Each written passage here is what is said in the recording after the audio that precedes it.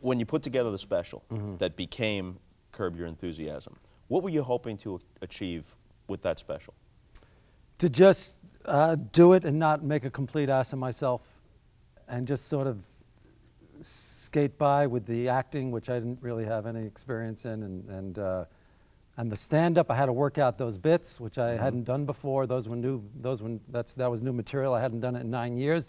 So I thought, well, if I can get some of the stand-up to go and get by with the acting and not have and just have people think it was good.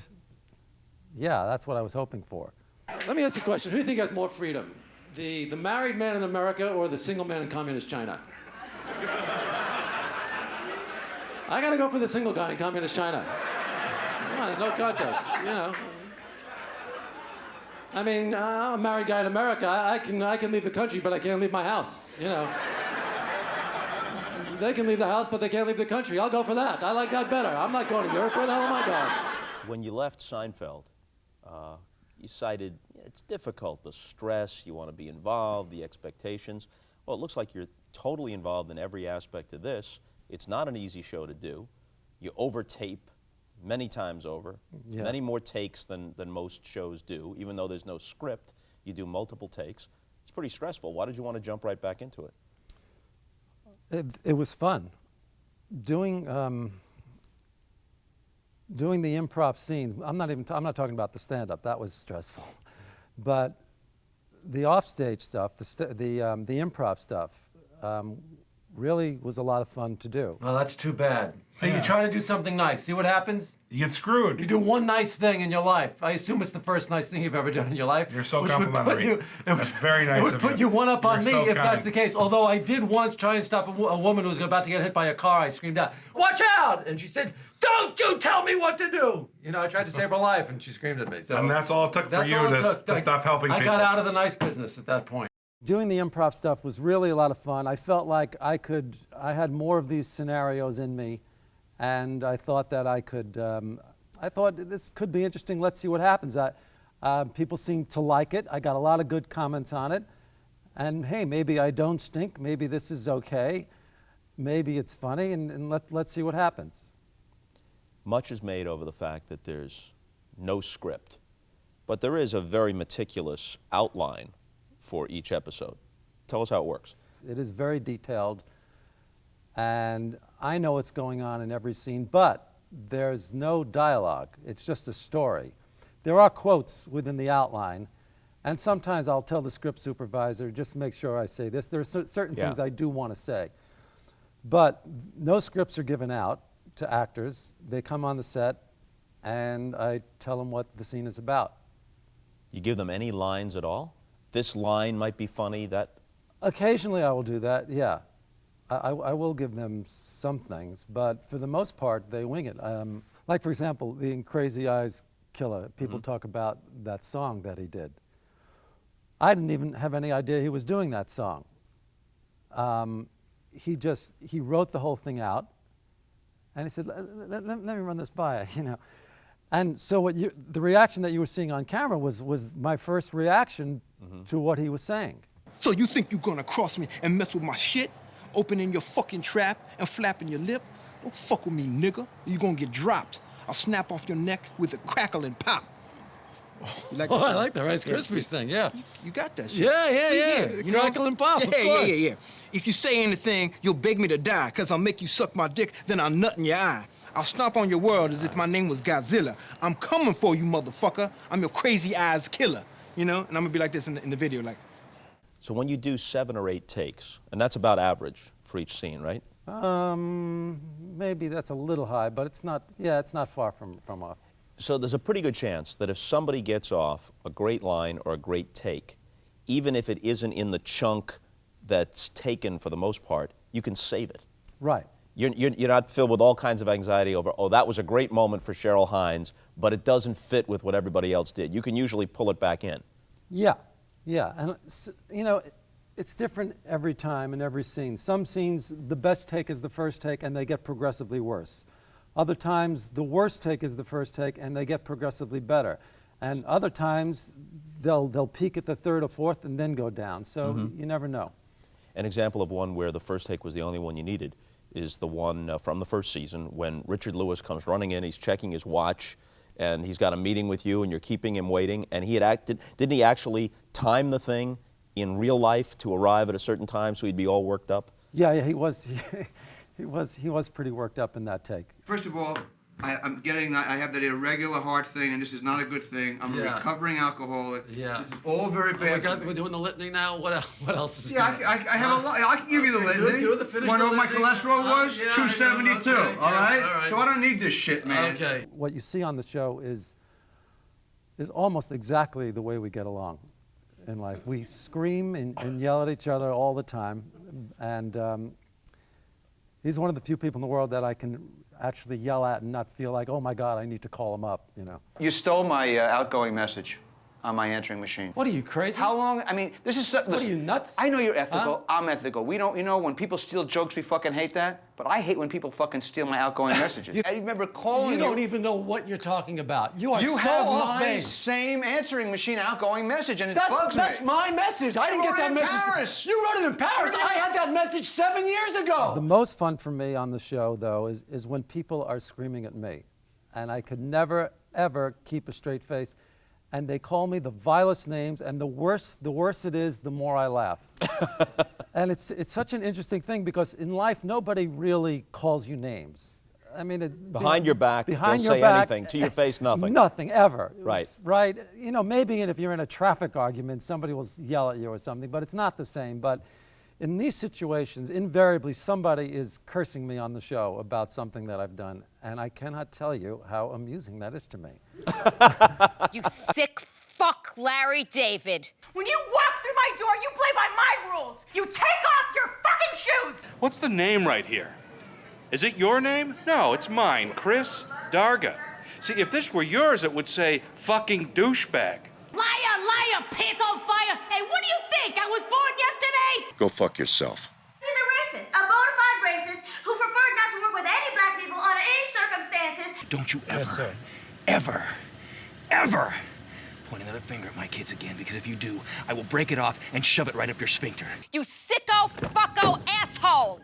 Give me an improv moment that somebody, whether it's a regular or somebody you just brought on for one show, they just blew you away. You had no idea it would go there. They started riffing, and this was just fantastic. Well, certainly the Crazy Eyes Killer episode. Everything he did blew me away on that show. God, we've had so many great actors come on. That one stood out, certainly. Yo, check it. You like this shit? The Oriental room and shit. So all the shit go down right there.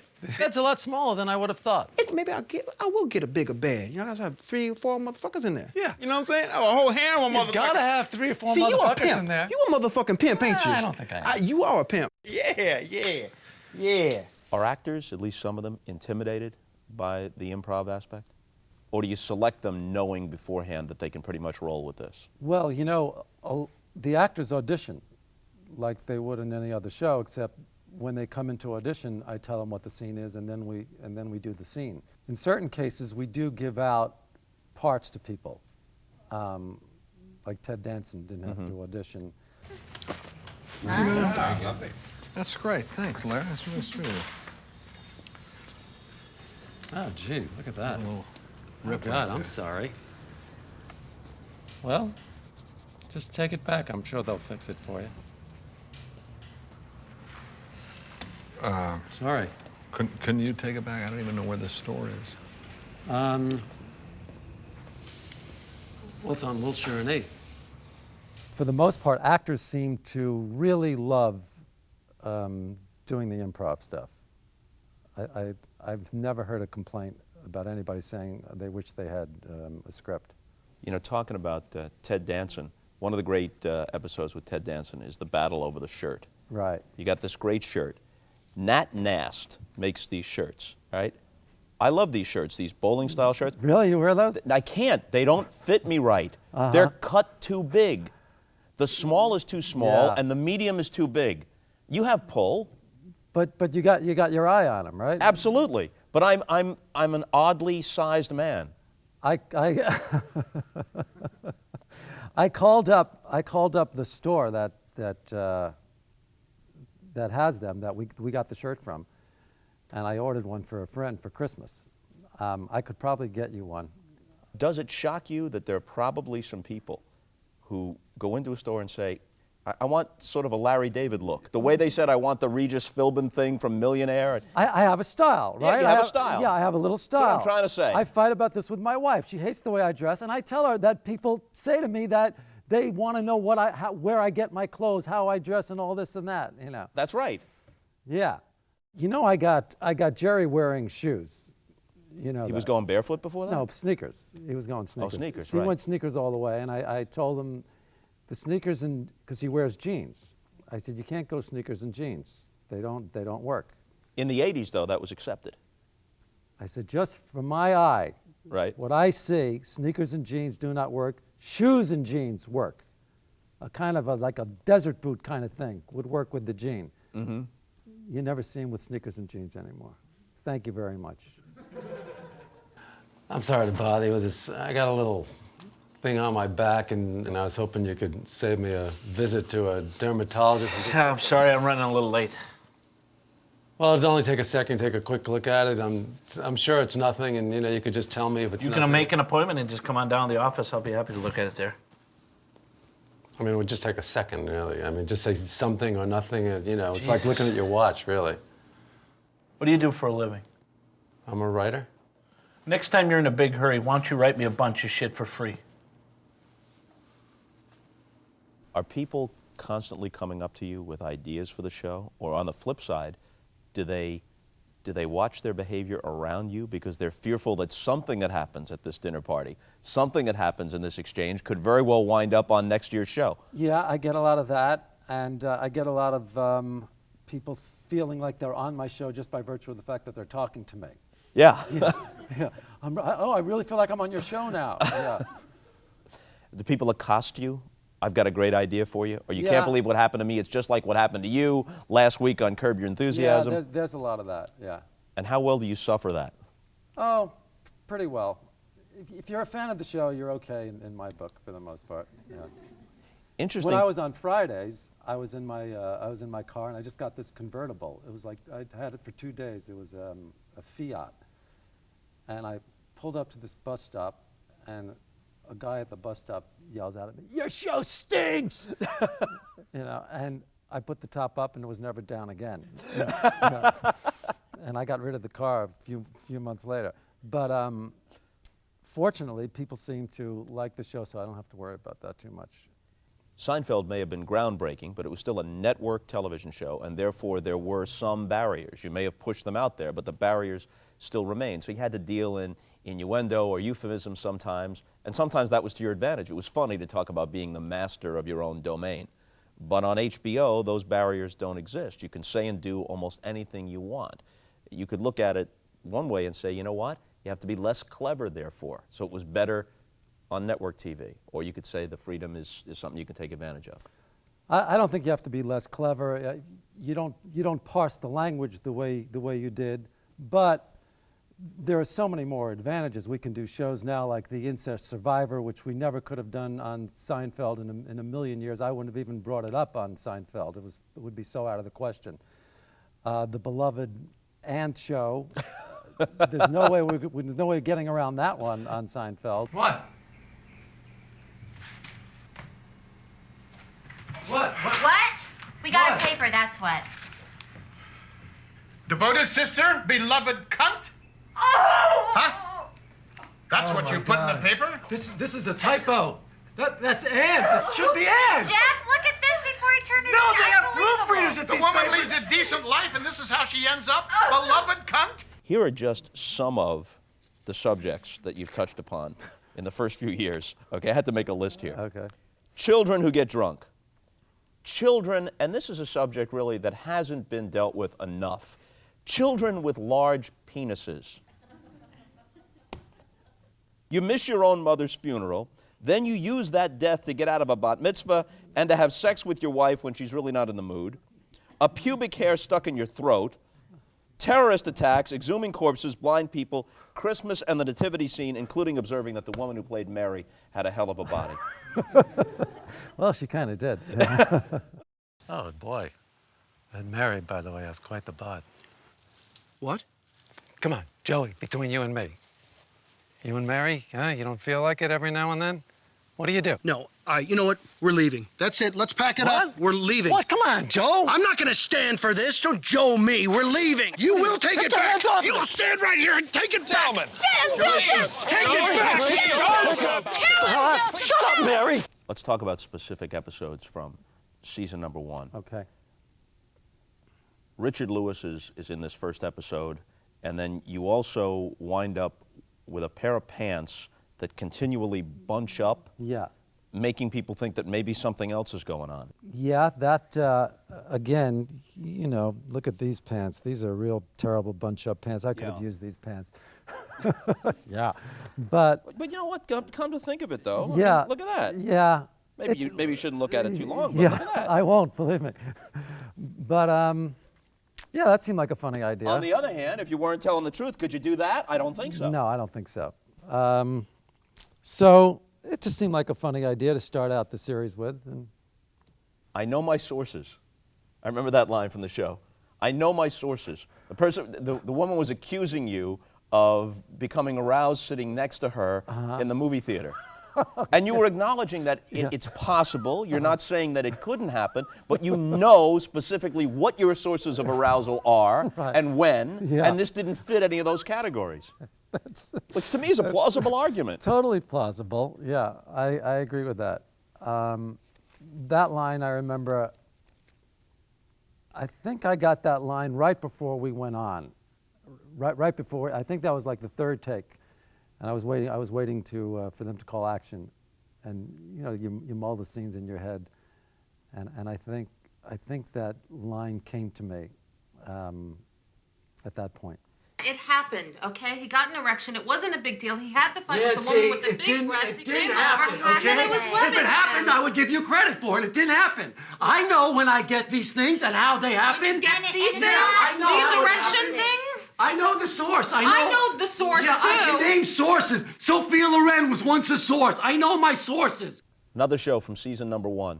This is a very valid issue. What is the cutoff time for calling somebody at home?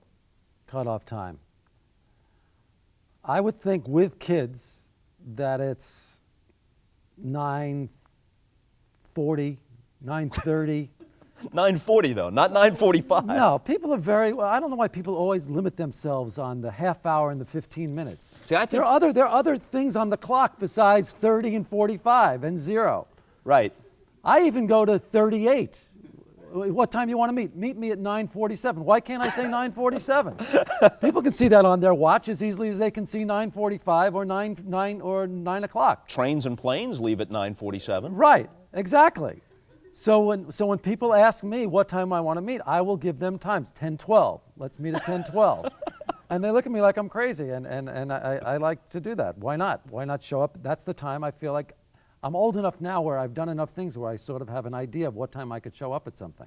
Here's something from season number 1. Richard Lewis was also in this one, as he is in many of them. They try to help this blind guy, but the blind guy is very annoying, right? which goes against every television convention.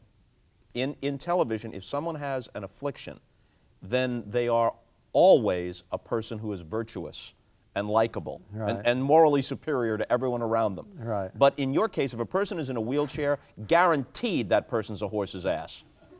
If a person is blind, he's a blind prick. I'm just surprised to hear you say that with such vigor. Well, I guess they become funnier like that. It's not what you expected, certainly. So in this particular case, the blind guy was really annoying, as was Richard Lewis in this show, who wanted to continue catering to every whim of the blind man, and I wanted to get out of there. What in the name of God am I going to do with the TV in my room? I'm blind, for Christ's sake. But it doesn't work in here. It just doesn't. It doesn't That's fit. where it belongs. Are you questioning my sense of space, Larry? I'm not questioning your sense of space, but... Thank you. Bring in the goddamn TV and be done with it. Hey, this is not a marriage. Can we just do this? Thank you, Richard. You know, 'cause I have a lot of things Thank going on you. in my Just life bring too, it by in. the way. Just bring it in. It's so, you know, I have things. Richard! I'm sorry. You run into an old girlfriend. She's, at least according to her testimony, an incest survivor. What seems to be a good Samaritan's act is to go with her I to her didn't really counseling want group. to, but I thought I would do her a favor. Yeah. She asked me, and I thought, okay, fine, I'll go. But you can't be there unless you're an incest survivor yourself. As it turns out, as it turns out, they don't look kindly upon you unless you're one of those survivors. So I turned myself into a survivor. My name is Todd, and I'm an incest survivor. Hi, Todd. Hi, Todd. Hi, Todd. Hello. I had sex with my uncle when I was 12. He lived in Great Neck. He was a doctor, an osteopath. I don't even know what they do, but I know they're doctors.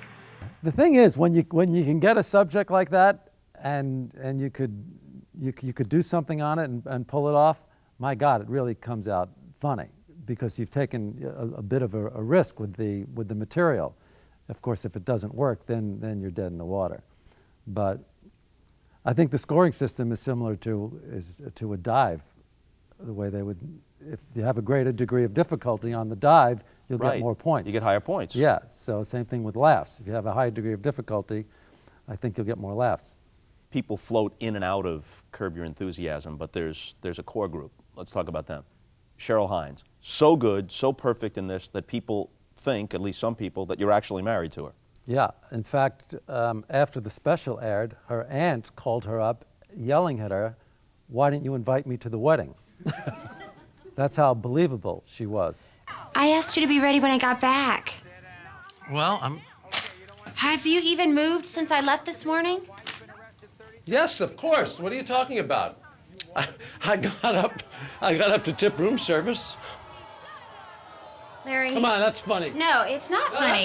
You know what? It might have been funny a week ago, but enough is enough. Cheryl came in to audition, and I was having problems finding the wife, actually. We had gone through a number of people, and I wanted somebody who was really good at doing this kind of thing, but wasn't known, and it needed to be at an age where it didn't make me seem like I was a bit of a lech. Which is not to say that she's old, but I think it needs to be people plausible. buy it. It needs to be plausible. I didn't want somebody in their early 20s, you know. Well, maybe you did, but not for this. Not for this, yeah. So it was hard. It was hard to find someone, and then she came in, and there was when we did the scene together. She was just able. I love the way she handled me. She totally handled me in the scene, and she didn't get angry or anything, and she was totally believable. And then as we continued to work, there was nothing you could do that could offend her, which is a wonderful quality. She cannot be offended, no matter what you say, no matter what you do. She just hangs in there. Cheryl, you don't work for yourself. Whose money is it in your household? Honey, it's our money. Well, this No, is... it's not. No, brother. I've earned the money. Oh, so what do? You pay her a salary? And No. how does she buy things? She spends the money that I've earned. She didn't work. I earned the money. Loving you is my job, Larry. Yes. Jeff, your manager. Jeff, my manager. Okay. Perfect, right? Couldn't be any more perfect. And what's amazing is that after working with the people I work with on Seinfeld, to actually get a group like this, it's really incredible. And Jeff, again, it's when you do scenes with him, there's just no thought involved at all. It's just so smooth. And when I work with him, usually it's like 3 takes, 2-3 takes, and we're done. I heard that you were at the U2 concert. My wife dragged me to the concert, so big deal, you know. Do you know anyone in the band? No, well, yeah, I know the lead singer. What's his name? I know his name. You don't know his name? Yeah, hey, asshole, I know his name. You don't know his name. You want to bet? $100. Okay, his name's B-O-N-O. You got to pronounce it. I don't know how to pronounce. I don't know if it's Sonny Bono or Bono. It's Bono. Is it Bono or It's Bono. But you know what? What? Because you spelled it, it's a draw. How about his wife, Susie? Susie, I remember she didn't have to audition. We just cast her from New York. I knew her for years as a stand-up in New York, and then I saw her do a roast on TV. And I had never seen her that vulgar. And as I was watching her, I was thinking, oh my God, she'd just be perfect for Jeff's wife. So we cast her as Jeff's wife, and then in the show, I remember I needed her to start yelling at him and cursing him, and she was really holding back. I went up to her and I said, because I had a relationship with Jeff and I know his sense of humor, and I said, just do me a favor. This scene, just call him a fat fuck. And she said, really? I said, yeah. She said, fat fuck. I said, don't worry about a thing. Just let him have it. Fat fuck. And she did, and of course she hasn't stopped saying it since. You weren't even thinking. You know why? Because you're a fat fucking asshole. That's what you are. This is not my problem. This is your problem. Do you understand that?